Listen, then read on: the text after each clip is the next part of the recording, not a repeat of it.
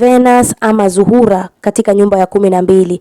Venus iliingia kwa Pisces ama kwa nyumba ya 12 Februari 10 na itakuwa inaondoka Machi 6. Zuhura ni sayari ya mapenzi na pesa. Na nyumba ya 12 ni nyumba ya mambo ya rohoni. So Venus ikiwa kwa Pisces, yani ikiwa kwenye nyumba ya 12, huwa inaleta mapenzi ya kupitiliza. Huwa hapo ndo wakati unapatana na mpenzi wako, ubavu wako. Hapo ndo wakati unapata uponyaji. Hapo ndo wakati unaweza kujiexpress, yani kujiongelelea. So ninaenda kuongelelea nyumba baada ya nyumba, vile ina affect kila nyumba na vitu ambavyo unafaa kuviweka sawa wakati huu ili ujue, upate kuelewa. I hope umenielewa vyema. So tunaanza na Aries. Aries itakuwa kwa nyumba yako ya 12. Itakuwa kwa nyumba yako ya 12. Kumbuka nyumba ya 12 ni nyumba ya Pisces ambayo inasimamia mambo ya rohoni na uponyaji. Wakati huu ni wakati wa kufanya nini? Kuondoa hisia ambazo zimekuwa ndani, ambazo umezikaba ndani. Yani unafungua emotions zako, hisia zako.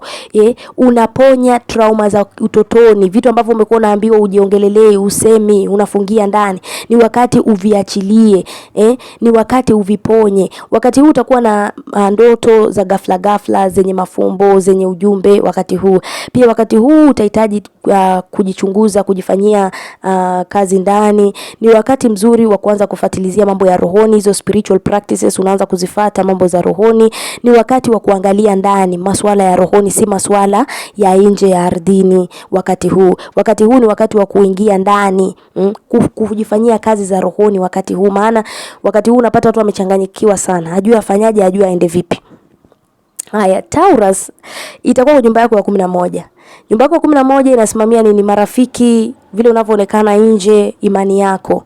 So wakati huu utajikuta unajiunganisha na watu ambao wanaendana na wewe. Wakati huu utapata support kutoka kwa marafiki zako ambao wanakujali, wanakuthamini, ambao wanaona ndoto zako, vitu kama hivyo.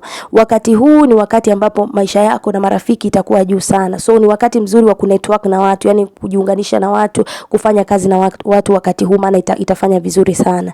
Gemini itakuwa kwa nyumba yako ya 10 katika masuala ya kazi na maisha yako, public life yako, na vile watu wanakuona kule nje. Wakati huu ni wakati mzuri wa kufanya networking. Networking ni kuangalia, kujiunganisha na watu kupitia kazi, nini, vitu kama hivyo.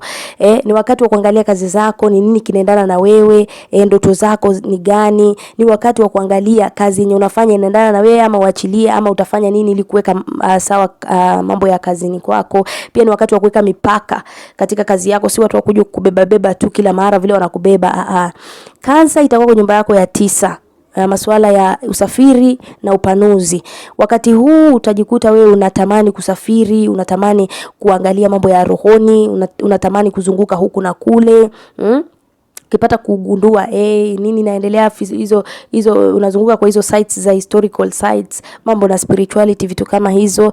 Wakati huu unapatana na mpenzi. Wakati huu pia utapatana na mpenzi, utaingia kwenye mahusiano. Haya, twende kwa Leo. Leo itakuwa kwa nyumba yako ya 8. Nyumba yako ya 8 inasimamia mambo na nini? Mapenzi. Pia inasimamia mambo na nini? Vitu ambavyo unashare na watu. So utakuwa unapata ugumu kwa mambo na maongezi kuhusu pesa. Pia utapata mambo na matatizo na kuchukua ushukani. So kuchukua ushukani ama majukumu ya maisha yako. So hii ni wakati mzuri sana wa kufanya nini? Ni wakati mzuri wa kujua unashare na watu gani investment zako, na pia unaingia katika mahusiano na nani. Ni wakati mzuri wa kureflect, ni nani huyu nitadili naye, ni nani huyu ambaye haendani na mimi. Haya, Virgo itakuwa nyumba yako ya 7 ya mahusiano na kufanya kazi na wengine.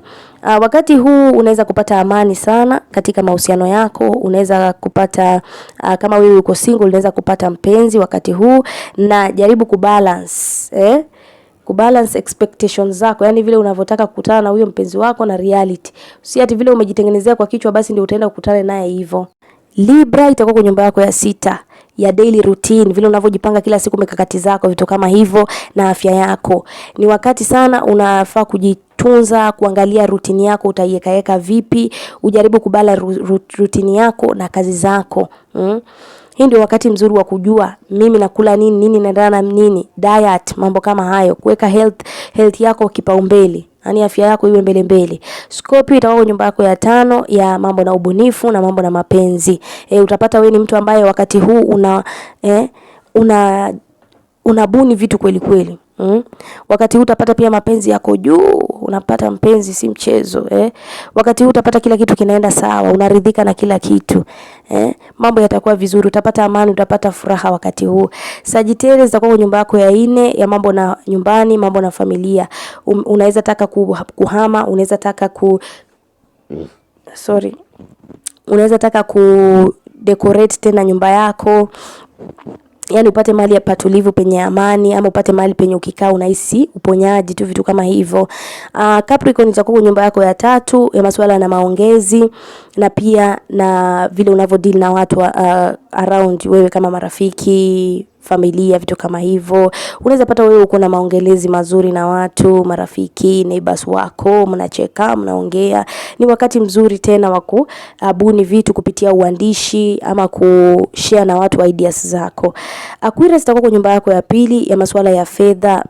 Unaweza kujikuta unatoa sana wakati huu. Unatoa kweli kweli, unasaidia watu sana.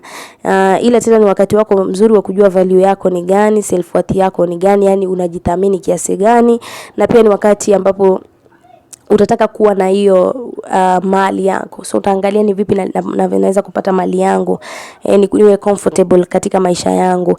Pisces itakuwa nyumba yako ya 1 ya mambo na nini, identity. Identity ni mimi ni nani.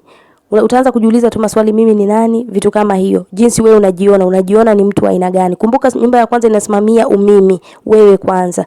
So utapata watu wanavutiwa na wewe, yani kama umbeba mvuto, vitu kama hivyo, kwa sababu ya empathy yako, yani huruma ambayo wewe uko nayo.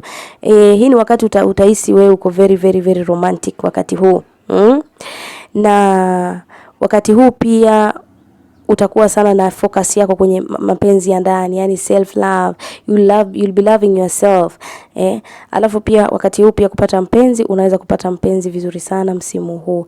So hiyo ni Pisces kwenye kundi la nini, ikiwa kwenye Venus. Iko kwenye Venus tokea imeangia Februari 10, inatoka March tarehe ngapi? 6. I hope umenielewa vyema.